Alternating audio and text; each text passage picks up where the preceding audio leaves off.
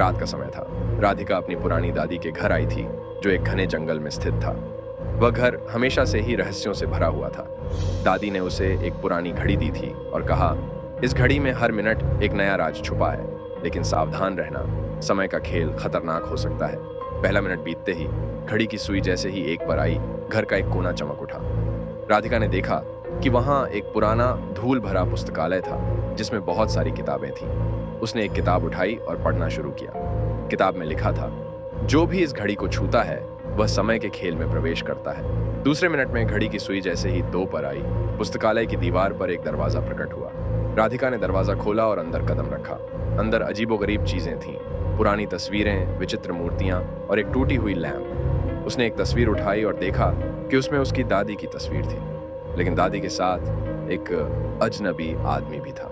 तीसरे मिनट में जैसे ही सुई 3 पर आई, वह अजनबी आदमी सामने खड़ा हो गया। वह आदमी बोला, मेरा नाम विक्रम है और मैं इस घड़ी के रहस्यों का रक्षक हूँ। राधिका चौंक गई। तुम्हें इस घड़ी की सच्चाई जाननी है तो मेरे साथ आओ, विक्रम ने कहा। चौथे मिनट में विक्रम और राधिका एक और दरवाजे से गुजरे। इस बार वे एक गहरे कुएं के पास पहुंचे।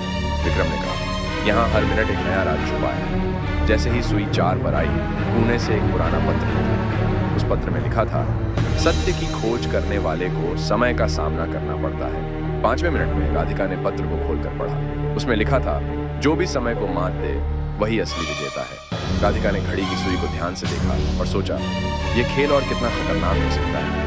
6ठे मिनट में विक्रम ने राधिका को एक रहस्यमय दर्पण दिखाया। जैसे ही सुई 6 पर आई, दर्पण में राधिका ने खुद को समय के जाल में फंसा हुआ देखा। उसे समझ में आ गया कि यह घड़ी उसे उसके अतीत से जोड़ रही है। 7वें मिनट में राधिका ने घड़ी को बंद करने का प्रयास किया, लेकिन विक्रम ने उसे रोका।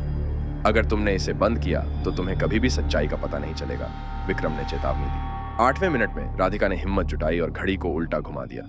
अचानक सब कुछ शांत हो गया। विक्रम गायब हो गया और राधिका वापस अपनी दादी के घर में थी।